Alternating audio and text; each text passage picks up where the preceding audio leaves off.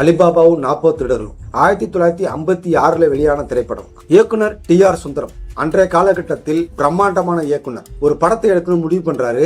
அந்த படத்தோட கதை 1001 நைட் அப்படிங்கிற அரபு நாட்டு கிராமத்து நாட்டுப்புற கதை. இதுல ரொம்ப சுவாரஸ்யம் என்னன்னு கேட்டீங்கன்னா, அந்த படம் அதுக்கு 12 வருஷத்துக்கு முன்னாடியே என்.எஸ். கிருஷ்ணன் அவர்களே காமெடி படமா இந்த கதை வந்துருச்சு. வந்து படம் தோல்வி அடைஞ்சிருச்சு. ஆனா அந்த கதையை எடுத்து என்னால வெற்றி பெற வைக்க முடியும் அப்படின்னு மிகப்பெரிய தன்னம்பிக்கையோட டைரக்டர் டி.ஆர். சுந்தரம் அவர்கள் அந்த கதையை தேர்ந்தெடுக்கிறாரு. கதாபாத்திரங்களை அவ்வளவு அழகா தேர்ந்தெடுக்கிறாரு. அந்த படத்துல ஒரு கதாபாத்திரம் கூட இந்த கதாபாத்திரத்துக்கு இவங்க சரியில்லை அப்படின்னு நீங்க சொல்லவே முடியாது. ஒரு சின்ன சின்ன கதாபாத்திரத்தை கூட ரொம்ப மெனக்கட்டு தேர்ந்தெடுத்திருக்காங்க. எத்தனை பேர் அவங்க செலக்ட் பண்ணிருப்பாங்க அப்படிங்கிறது அதை பார்க்கும்போதே தெரியுது.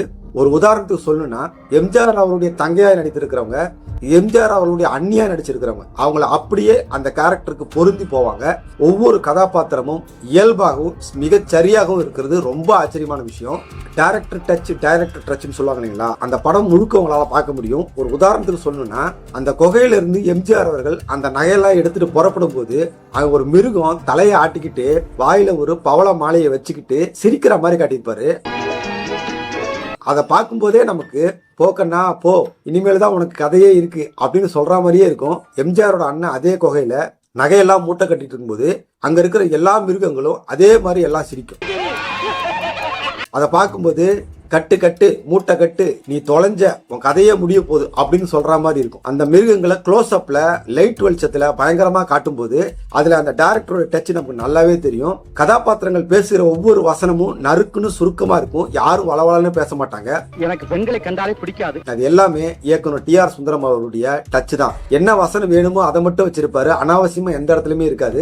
படம் ஒரு ஹாலிவுட் படம் மாதிரியே ஆரம்பிக்கும். எடுத்த உடனே பாட்டு முடிஞ்ச உடனே ஃபைட், அப்படிதான் படம் ஆரம்பிக்கும். படம் முழுக்க ஒரு இடத்துல கூட போர் அடிக்குதுன்னு யாருமே சொல்ல முடியாது. படம் அந்த அளவுக்கு சுவாரஸ்யமா போகும். இந்த படத்தை எடுக்கிறதுக்கு முன்னாடியே திரு டி.ஆர். சுந்தரம் அவர்கள் ஒரு முடிவு பண்ணிட்டார். இந்த படம் முழுக்க இருக்கிற எல்லா கதாபாத்திரங்களுக்கும் சமமான பங்கு கொடுக்கணும், சமமான வாய்ப்பு கொடுக்கணும் அப்படின்னு முடிவு பண்ணிட்டாரு. படத்தினுடைய கதாபாத்திரங்கள் எல்லாமே படத்துல சமமா பெர்ஃபார்ம் பண்ணியிருப்பாங்க. எல்லாருக்குமே இதுல தனித்தனியா பாட்டு இருக்கும். 9 பாட்டா இருந்தாலும் 9 பாட்டுமே ஹிட். படத்துடைய ஆர்ட் டைரக்ஷன், செட்டு போடுறது, அன்ன காலகட்டத்துல அருவி கீழே ஓடுற மாதிரி மேல ஒரு மாளிகை இருக்கிற மாதிரி காட்டுறதெல்லாம் வந்து மிகப்பெரிய சவால். அதை பார்க்கும்போதே நமக்கு உண்மையிலுமே ஒரு மாளிகை மேல இருக்கிற மாதிரி கீழே ஒரு அருவி ஓடுற மாதிரி இருக்கும். அந்த அரண்மனையா இருக்கட்டும், அந்த பாலமா இருக்கட்டும், அந்த காலத்து வீடா இருக்கட்டும், எல்லாமே ரொம்ப சூப்பரா இருக்கும். அதுக்கு காரணம் அன்னைக்கு டி.ஆர். சுந்தரம் அவர்கள் வெளிநாட்டுல இருந்து ஆர்ட் டைரக்டரை கூட்டிட்டு வந்து அந்த படத்துக்கு செட்டு போட வச்சாரு. அந்த படத்தினுடைய கதை பாக்தாத்ல நடக்கிற மாதிரி ஒரு கதைங்கிறதுனால நம்ம படம் முடிஞ்சு வெளியே வர்ற வரைக்கும் பாக்தாத்ல இருக்கிற மாதிரியே இருக்கும். நமக்கு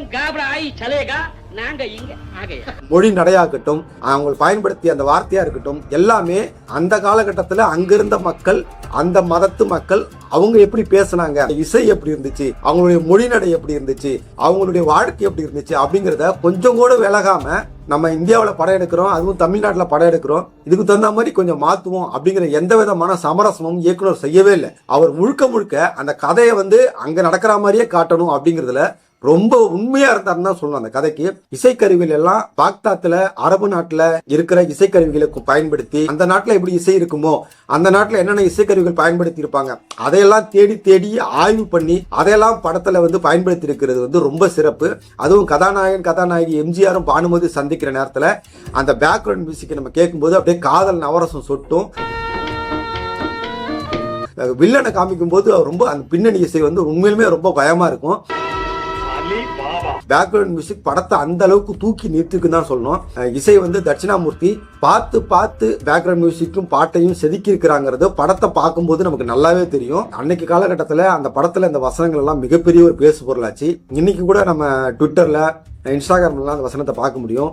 என்ன இந்த பணத்துக்கு பத்தினியாவே இருக்க தெரியாதா, அது பணக்கார இடத்துக்கும் போகுது ஏழைக்கு இடத்துக்கும் போகுது அப்படின்னு சொன்ன வசனம் வந்து எப்படி இப்படி எழுதுனாங்க அப்படின்னு நமக்கு தோணும். இந்த பணத்திற்கு பத்தினியாகவே இருக்க தெரியாது போல இருக்கிறது, எனக்கு பெண்களை கண்டிப்பாவே பிடிக்காது அப்படின்னு எம்ஜிஆர் வெகுளித்தனமா சொல்றதா இருக்கட்டும், வில்லன் பேசுற அந்த நறுக்குன்னு வசனமா இருக்கட்டும், டனால் தங்கவேல் அவர் பேசுற அந்த காமெடியா இருக்கட்டும், அந்த கத்தியை கொஞ்சம் சாயப்பு. அதெல்லாம் வந்து வேற லெவல்ல வசனம் எழுதியிருக்காங்க. கதாநாயகர் எம்ஜிஆர் அவர்களை பத்தி சொல்லணும்னா இந்த படம் வந்து அவருக்கு 36வது படமா இருந்தா கூட இந்த படத்துக்கு அப்புறம் தான் அவர் முழு நேரம் ஒரு ஆக்ஷன் ஹீரோவா மாறினார்னு சொல்லலாம். நடிகர் விஜய் அவர்கள் நிறைய படம் நடிச்சிருந்தா கூட கில்லி படத்துக்கு அப்புறம் தான் அவர் பெரிய ஆக்ஷன் ஹீரோவா மாறினாருங்கிறது நம்ம எல்லாருக்குமே தெரியும். அதுக்கப்புறம் தான் அவர் படத்துல பஞ்சு டைலாக் ஃபைட் எல்லாம் வந்து அதிகமாக ரசிகர்கள் விரும்ப ஆரம்பிச்சாங்க இல்லையா.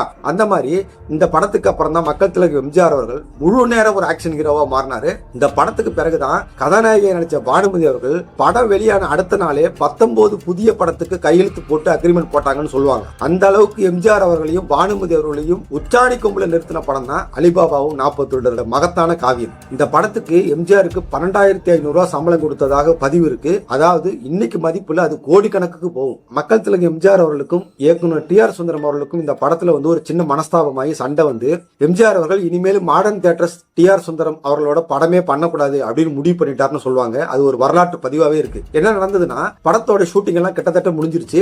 இன்னும் ஒரு சில சீன்கள் எடுத்தா படமே சுத்தமா முடிஞ்சிருச்சு, படத்தை வெளியிடலாம் அப்படிங்கிற மாதிரி ஒரு சூழ்நிலை இருக்கு.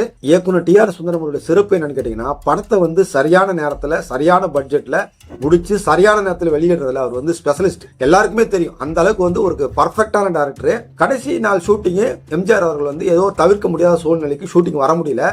டிஆர் சுந்தரம் அவர்களுக்கு ரொம்ப வருத்தமா போச்சு. எம்ஜிஆர் அவர்களுக்காக காத்திருக்க அவர் விருப்பம் இல்லை. உடனே என்ன பண்ணார்னா எம்ஜிஆர் மாதிரியே ஒரு டூப்பை ரெடி பண்ணி படத்தோட ஷூட்டிங்கே முடிச்சு படத்தவே ரெடி பண்ணிட்டாரு. எம்ஜிஆர் அவர்கள் மாடர்ன் தியேட்டர்ஸ்க்கு வர்றாரு. வந்த உடனே அவருக்கு படத்தை போட்டு காட்டுறாங்க. அவர் ரொம்ப அப்செட் ஆயிட்டாரு. காரணம் அச்சசலா அது எம்ஜிஆர் மாதிரியே இருந்தாலும் எனக்காக நீங்க வெயிட் பண்ணலையே, வேற ஒரு ஆளை வச்சு எடுத்துட்டீங்களா, ஒரு கோவத்துல வேகமா போயிட்டாருன்னு சொல்றாங்க.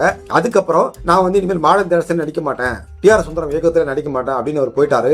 படத்தை பார்த்த யாருமே அது வந்து எம்ஜிஆருடைய டூப்பு அப்படின்னு சொல்லவே முடியாது. நம்ம கூட அந்த படத்தை பார்க்கும்போது எந்த இடத்துல அந்த சீட் இருக்கு, எந்த இடத்துல அவர் டூப்பு போட்டாருன்னு நம்மளால கண்டுபிடிக்க முடியாது. அதுக்கு காரணம் டிஆர் சுந்தரம் என்கிற பிரம்மாண்டமான இயக்குனர், மகத்தான இயக்குனர். இன்னைக்கும் யாருக்காவது டைரக்டர் ஆகணும், ஒரு ரோல் மாடல் வேணும்னு சொன்னா நான் உண்மையா சொல்லுவேன் டிஆர் சுந்தரம் அவர்களை தான் சொல்லுவேன். டிஆர் சுந்தரம் அவர்களுடைய மிகப்பெரிய ஒரு பலமே படம் எங்கேயும் போர் அடிக்காது. ஸ்கிரீன் பிளே டக்கு டக்கு டக்கு டக்குன்னு போயிட்டே இருக்கும். வசனங்கள் ஷார்ட்டா இருக்கும். வசனங்கள் சின்ன சின்ன வசனமா தான் இருக்கும். எல்லாருடைய கதாபாத்திரம் இயல்பா தான் இருக்கும். உதாரணத்துக்கு எம்ஜிஆர் அவர்கள் எந்த இடத்துலயுமே பஞ்சு டைலாக் பேசுறது, பக்கமா வசனம் பேசுறது, பழிவாங்குறன்னு சொல்றது, இதெல்லாம் எதுவுமே இருக்காது. நான் பார்த்த வரைக்கும் எம்ஜிஆர் மிகவும் இயல்பாக நடித்த ஒரு திரைப்படம் அப்படின்னா வித்தியாசமான திரைப்படம் அலிபாபாவும் 40 திருடர்கள் தான். உங்களுக்கு ஏதாவது இது மாதிரி அவர் நடிச்சிருந்தாருன்னா நீங்க கமெண்ட்ல மறக்காம சொல்லுங்க. இன்னும் வேற ஏதாவது இது மாதிரி திரைப்படங்களை விமர்சிக்கணுமா, உங்களை பாதித்த படங்கள், பழைய படமா இருக்கலாம், புதிய படமா இருக்கலாம், எந்த படமா இருந்தாலும் இந்த படத்தை பத்தி பேசணும் அப்படின்னு நீங்க நினைச்சீங்கன்னா மறக்காம கமெண்ட் பண்ணுங்க. இந்த வீடியோ கொடுத்த கருத்துக்களையும் மறக்காம நீங்க சொல்லுங்க.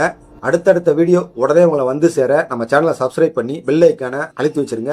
மீண்டும் ஒரு அற்புதமான சினிமாவோடு உங்களை வந்து சந்திக்கிறேன். நன்றி. திரைக்கூடா.